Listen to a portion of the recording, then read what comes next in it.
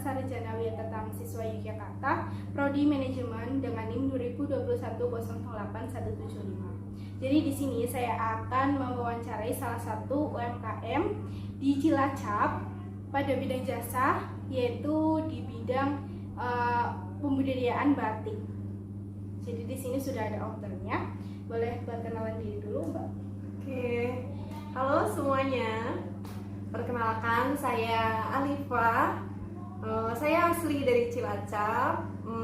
Dulu kuliah pendidikan sebenarnya, satunya saya pendidikan, tapi karena saya lebih tertarik dan passion saya itu di dunia bisnis, jadi saya mencoba bisnis batik ini.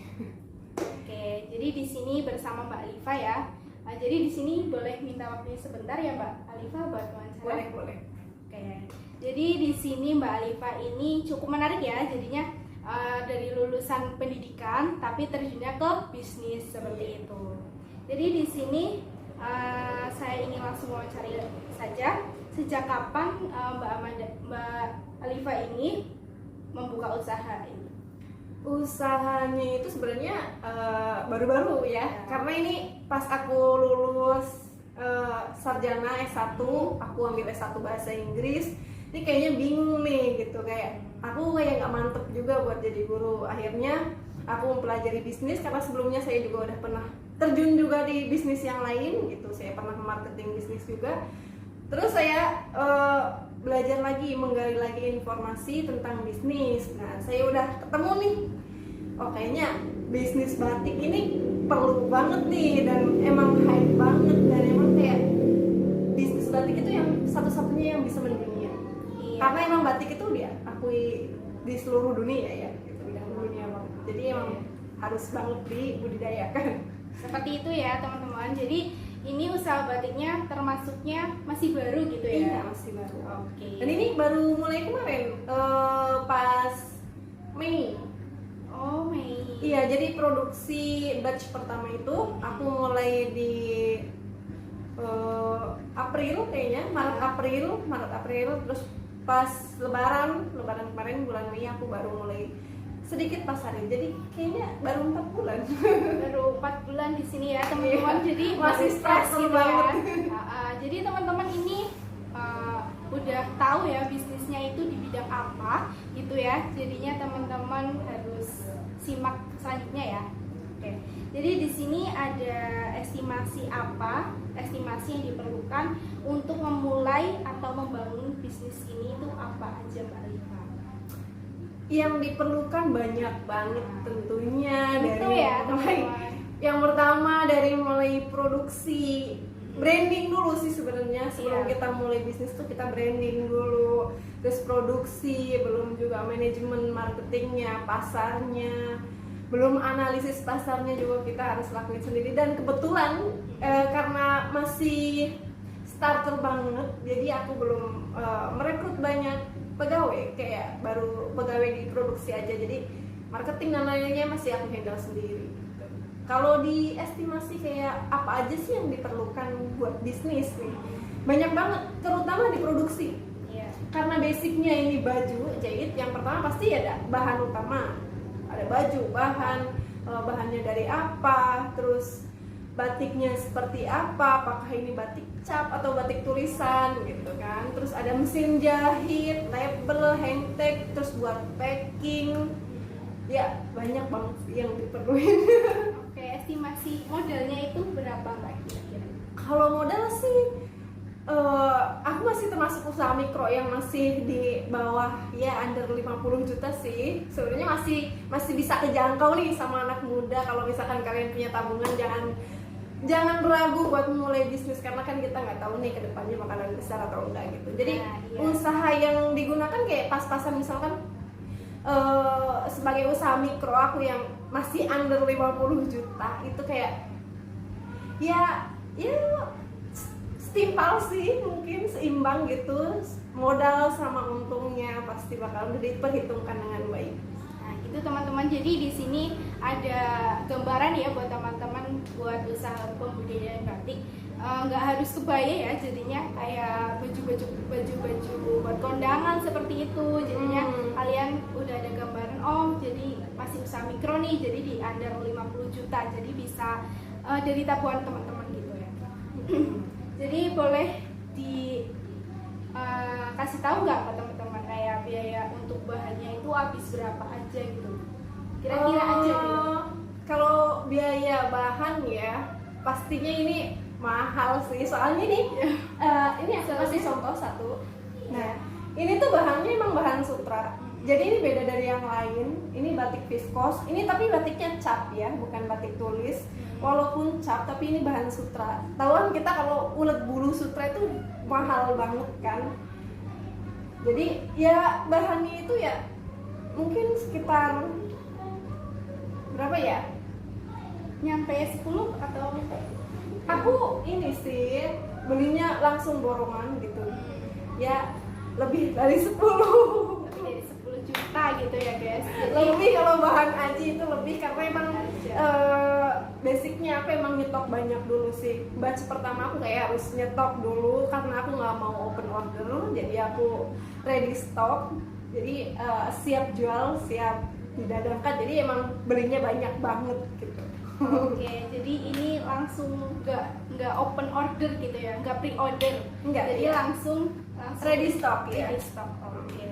Jadi di sini itu untuk bahannya sendiri aja itu udah 10 juta. Tapi ini itu kualitasnya, karena Mbak Liva ini mementingkan kualitasnya gitu ya, Mbak. Karena sebenarnya gini, kalau misalkan kualitasnya oke, kita mau pakai baju yang murah juga oke, yang mahal juga oke. Kalau sebenarnya kualitasnya oke gitu. Dan aku prefer kayak ini bahannya tuh emang bener-bener jatuh banget, dan ini tuh dalam satu baju ini motifnya banyak.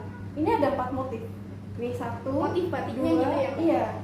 2, 3, 4. Ini ada 4 motif. Jadi uniknya ini karena batiknya itu berbeda dari batik yang lain, kita pakai 4 motif dalam satu pakaian gitu. Jadi nggak akan pasaran insya Allah ya. Oke, Nah teman-teman. ini kalau misalkan custom per motif pun ada harganya.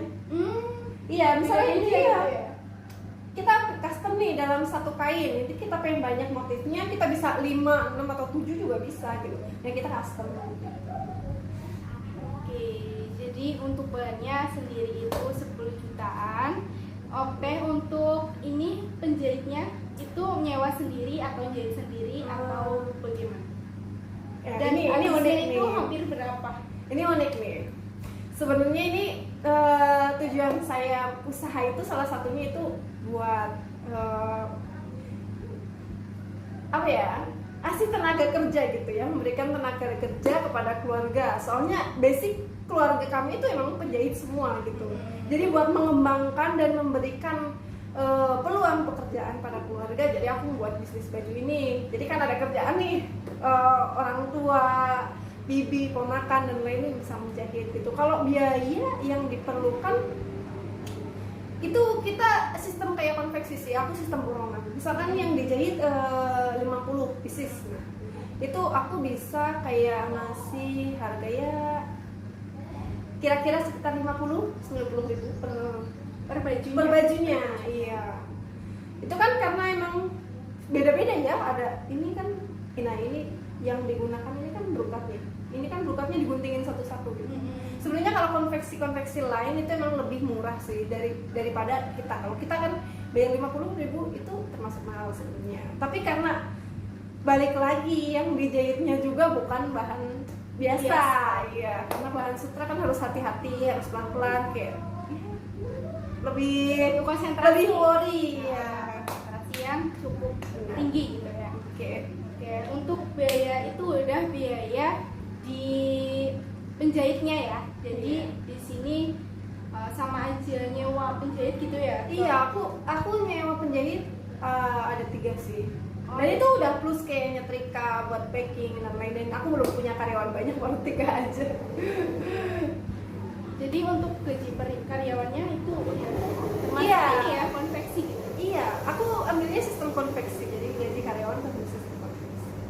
Oke, jadi untuk biaya listriknya itu Oh buat iya. nyetrika gitu ya. Iya, ada listrik, bener banget ada listrik, belum lagi mesin jahit, tetek bengeknya banyak Iya, banget. itu banyak banget gitu ya. Soalnya ini bukan usaha batik dan usaha ini itu dijahit sendiri, jadi Benar-benar produksi sendiri, Oh, starter benar-benar. banget nih. Mudah-mudahan bisa besar ya. amin ya Amin, teman-teman. terima kasih dukungannya. Oke, jadi berapa mau? Kalau listrik ya, mungkin sekitar 100 sampai 200 sih dalam Itu sebulan. per bulannya gitu ya? Iya, karena cuma memakai mesin jahit itu 3, satu mesin obras, 4, satu lagi mesin buat ngebordir, bukan bordir sih, ya semi bordir. Jadi pakai 4, 5. 5. Iya, pakai 5. Jadi Sebenarnya masih cukup irit buat bisnis starter, kayak pulsa listrik segitu ya masih kejangkau lah gitu. oke ya teman-teman, jadi di sini udah tahu biaya-biaya apa aja yang udah dikeluarkan. Jadi di sini mungkin ada yang belum saya tanyakan untuk biayanya. Untuk biaya brandingnya itu yang ini apa? HKI ya apa? Iya, high-tech-nya apa Oh, sih? oh iya. Sebenarnya ini atribut-atribut kayak gini seperti buat baju, ini ada hang tag, lagi ada packingan, ada buat dus segala macem. Karena ini kan termasuk produk high end ya, maksudnya AKA gitu kan. Yang pasarannya itu emang dijualnya menengah ke atas atau kelas menengah gitu. Karena emang lumayan cukup mahal kalau buat di kalangan menengah ke bawah. Jadi emang harus worth it yang pertama. Dari hang tag, label dan segala macam, ini aku produksi kalau pesen itu nggak bisa langsung sedikit gitu, nggak bisa, harus langsung banyak. Gitu. Aku pesen sampai 3.000 3.000 gitu ya? 3.000 label. Iya, 3.000 Ya, label. kalau hang tag dan lain-lainnya mungkin sekitar 5 lebih. 5 ya. 5 Soalnya lebih udah buat- custom sih ya Mbak Alifa. Iya. Customnya itu. Iya, kalau di bayar. label ini baru kayak label sama hang tag sama tank scarf, kan ada tank scarf juga kalau misalnya kita mau kirim nih ada pembeli pasti ada tank scarfnya sekitar 5 lebih. Ya, oke, udah. Itu baru itu belum packing belum lain-lain. Kalau ya Itu sendiri ya Mbak. iya karena emang sistem borongan. Ya jadi ya 5 sampai 10 mungkin. Untuk menghabiskan membeli high-tech-nya aja untuk brandingnya itu nyampe 5 jutaan ya teman-teman. Oke, jadi di sini lanjut ada biaya untuk kayak misalkan ini kan pengirimannya. Oh, pengiriman gimana? Kayak pasarannya itu Oh iya, sebenarnya pasarnya ini aku baru ngadain pasar online ya.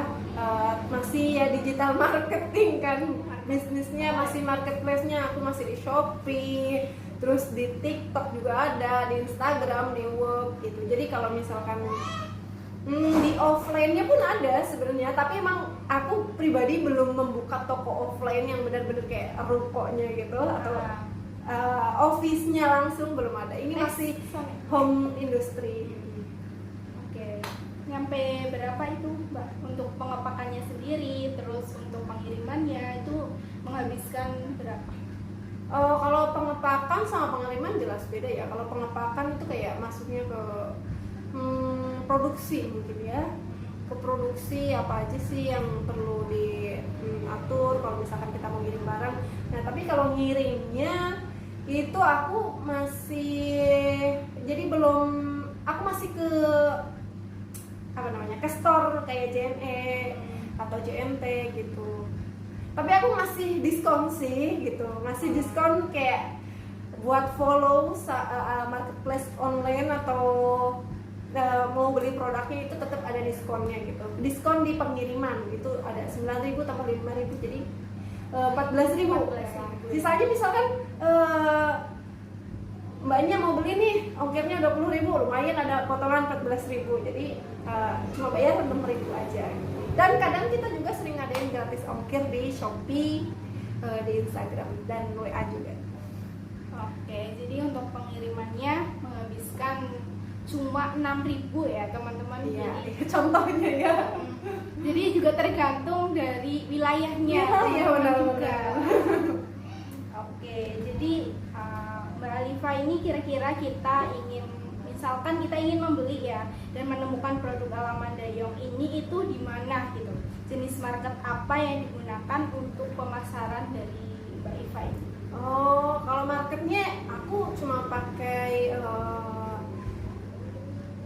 Shopee. Kita baru ada di Shopee, TikTok, sama WhatsApp, Web, Instagram. Udah sih, kayaknya baru itu deh.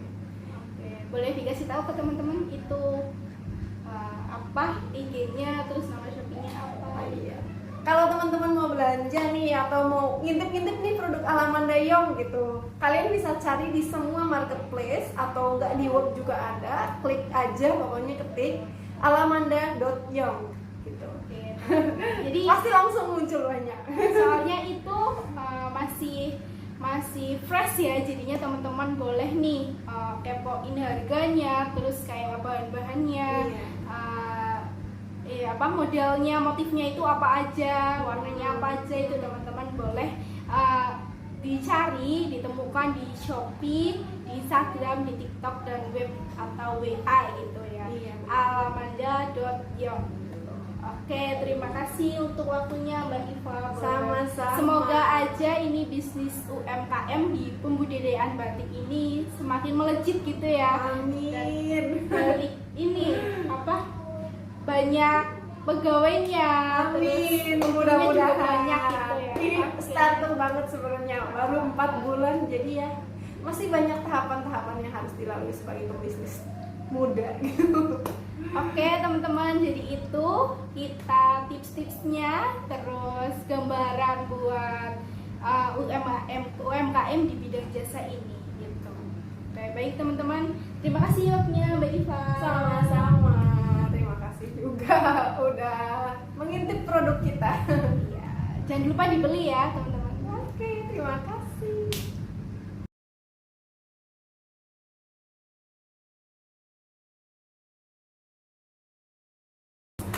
Baik teman-teman, jadi di sini saya akan menyimpulkan dari hasil wawancara saya dengan pemilik UMKM di Cilacap, yaitu Mbak Alifa, pemilik UMKM di bidang jasa, di bidang pembudidayaan batik, Alamanda Young. Jadi di sini ada biaya tetap, yaitu biaya tetapnya itu pada UMKM ini itu gaji pegawai konveksi kan di sini kan. Untuk produk ini atau Mbak Alifa ini itu jahit sendiri, jadi untuk jahit sendiri dari keluarganya, jadi itu gaji pegawai konveksi untuk jahit itu ada 3 orang, bayarannya itu 90.000 per baju gitu.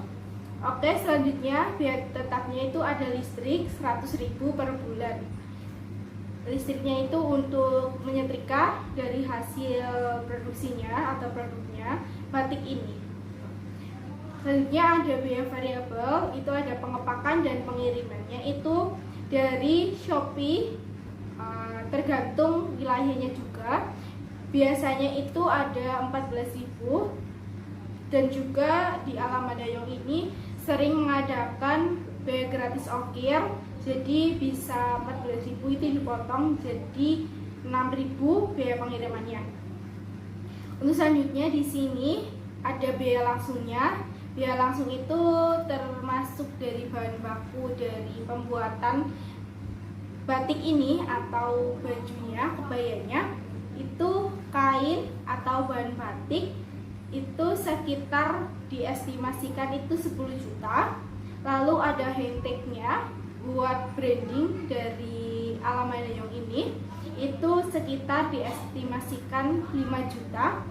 Lalu ada biaya tidak langsungnya, itu ada upah buat content creator dan modelnya juga, itu biaya UMR Cilacap diestimasikan juga sekitar 2 juta per orangnya, seperti itu, atau per bulan.